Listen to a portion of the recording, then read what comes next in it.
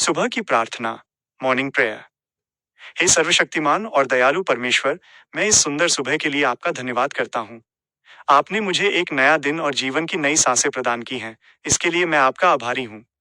प्रार्थना के मुख्य अंश। सुरक्षा और मार्गदर्शन। प्रभु, आज के पूरे दिन में मेरा मार्गदर्शन करें।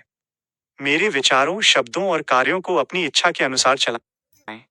मुझे बुराई से बचाएं और सही मार्ग पर चलने की शक्ति दें। क्षमा, मेरे जाने अनजाने में हुए अपराधों को क्षमा करें। मुझे एक शुद्ध हृदय दें ताकि मैं दूसरों के प्रति प्रेम और दया रख सकूं।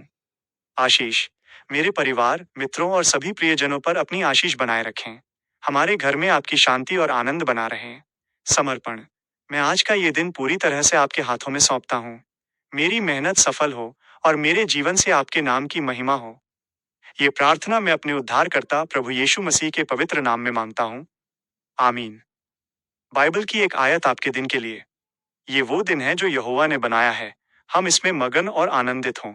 भजन संहिता 118:24। फिर परमेश्वर ने कहा, हम मनुष्य को अपने स्वरूप के अनुसार अपनी समानता में बनाएं, और वे समुद्र की मछलियों, और आकाश के पक्षियों, और घरेलू पशुओं, और सारी पृथ्वी पर, और सब रेंगने वाले जंतुओं पर जो पृथ्वी पर रेंगते हैं, अधिकार रखें। तब परमेश्वर ने मनुष्य को अपने स्वरूप के अनुसार उत्पन्न किया, अपने ही स्वरूप के अनुसार परमेश्वर ने उसको उत्पन्न किया, नर और नारी करके उसने मनुष्यों की सृष्टि की।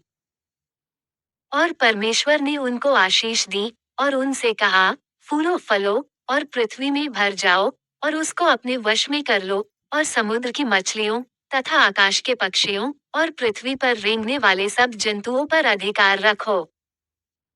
फिर परमेश्वर ने उनसे कहा, सुनो, जितने बीज वाले छोटे छोटे पेड़ सारी पृथ्वी के ऊपर हैं और जितने वृक्षों में बीज वाले फल होते हैं, वे सब मैंने तुमको दिए हैं, वे तुम्हारे भोजन के लिए हैं।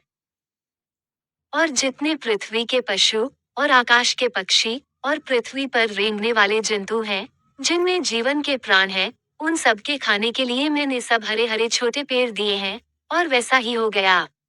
उत्पत्ति के ये पद सृष्टि की रचना के सबसे महत्वपूर्ण और सुंदर भागों में से एक हैं।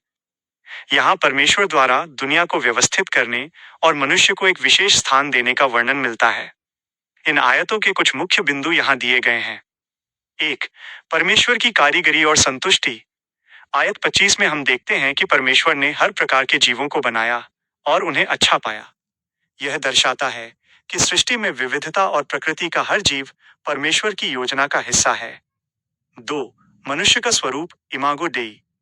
आयत 26 और 27 सबसे महत्वपूर्ण है, क्योंकि ये बताती हैं कि मनुष्य केवल एक प्राणी नहीं है, बल्कि उसे परमेश्वर के स्वरूप, इमेज ऑफ गॉड में बनाया गया है। इसका अर्थ है कि मनुष्य को बुद्धि, नैतिकता और परमेश्वर के साथ संगति करने की अद्वितीय क्षमता दी गई है। 3. अधिकार और जिम्मेदारी। आयत 28 में परमेश्वर ने मनुष्यों को न केवल आशीष दी, बल्कि उन्हें पूरी पृथ्वी पर अधिकार भी सौंपा। यह अधिकार केवल शासन करने के लिए नहीं, बल्कि पृथ्वी की देखभाल करने और उसे संवारने की जिम्मेदारी स्टुअर्डशिप के रूप में दिया गया था। 4.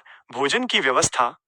आयत 29 और 30 में जीवन के पोषण की व्यवस्था का वर्णन है। मनुष्य के लिए बीज वाले पेड़ और फलदार वृक्ष, पशु पक्षियों के लिए हरे छोटे पेड़ और वनस्पतियां। एक विचार, ये आयतें हमें याद दिलाती हैं कि हम इस दुनिया में संयोग से नहीं हैं, बल्कि एक उद्देश्य के साथ बनाए गए हैं। जिस तरह परमेश्वर ने सब कुछ बनाकर उसे अच्छा कहा, वैसे ही हमारा जीवन भी उनकी दृष्टि में बहुत मूल्यवान है।